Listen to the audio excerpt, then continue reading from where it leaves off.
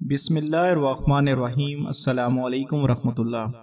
Saudi Arabia का जो महकमा मौसमियात है वो पिछले कुछ दिनों से अलर्ट दे रहा था कि हो सकता है आने वाले दिनों में मौसम बहुत ज़्यादा शदीद ख़राब हो, और बिल्कुल ऐसा ही हुआ।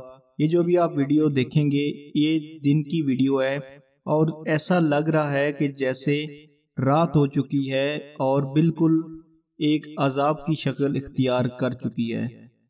कुछ मकामात पर तो ऐसे दिखाई दिया जैसा कि दिन में अंधेरा हो गया हो, जैसे स्याह रात होती है। एक तो 14वीं की रात होती है, एक चांद के बगैर रात होती है जिसमें कुछ नज़र नहीं आता।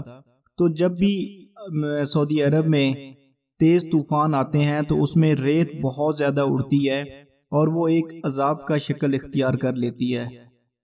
हवा की रफ्तार तकरीबन 80 से 85 मील पर घंटा की रफ्तार है, जिससे शदीद नुकसान भी हो सकता है। इसलिए जो लोग बाहर निकलते हैं या ड्राइव करते हैं, पहले तो ऐसे हालात में ड्राइव इंसान को करनी ही ना चाहिए जिससे इंसान को कुछ नज़र ना आए। लेकिन जो लोग मजबूरी के तहत घर से बाहर निकलते हैं उन्हें बहुत ज़्यादा एहतियात करनी चाहिए, और जो बिजली के खंभे वगैरह हैं उनसे भी दूर रहना चाहिए, क्योंकि कुछ वीडियोस में ये भी दिखाया गया है कि वो उखड़ चुके हैं और कुछ में ये दिखाया गया है कि वो खंभे बिल्कुल उलट चुके हैं, बेंड हो चुके हैं। ऐसे हालात में अपना और अपनी फैमिली के साथ जो लोग सफ़र करते हैं उनको बहुत ज़्यादा एहतियात करने की ज़रूरत है। अभी आप वीडियो देख सकते हैं।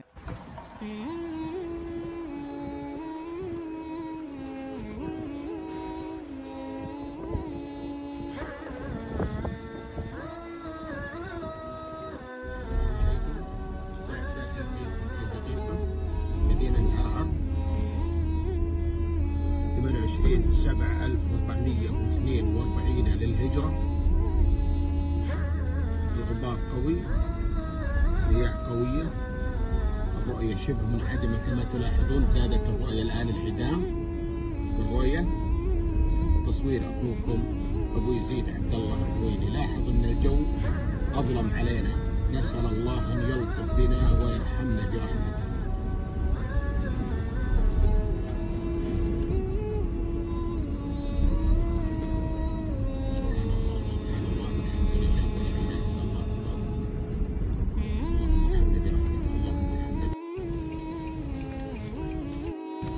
تحول الأجواء من أسود إلى برتقالي، سبحان الله.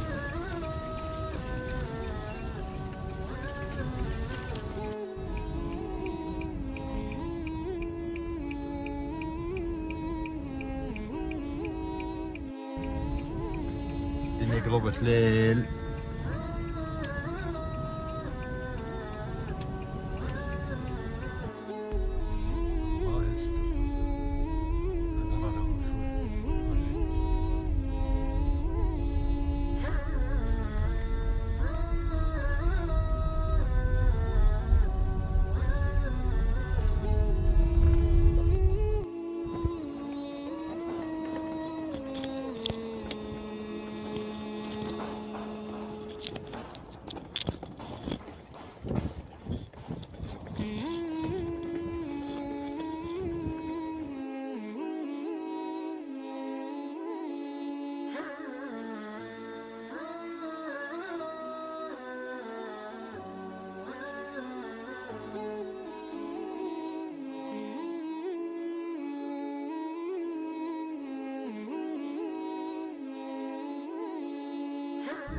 السلام عليكم، صباح الخير.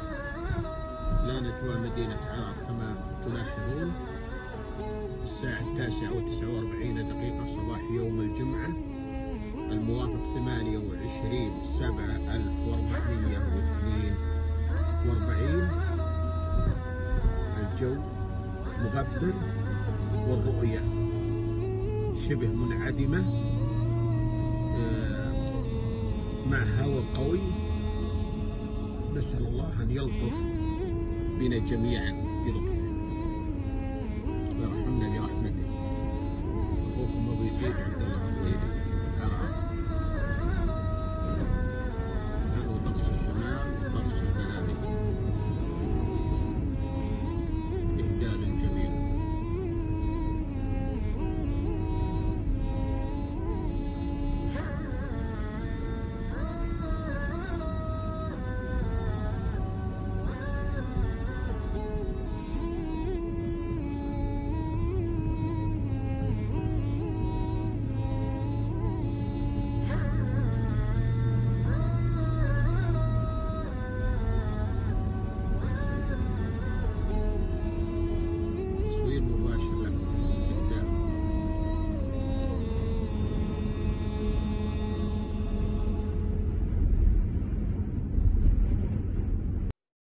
الساعة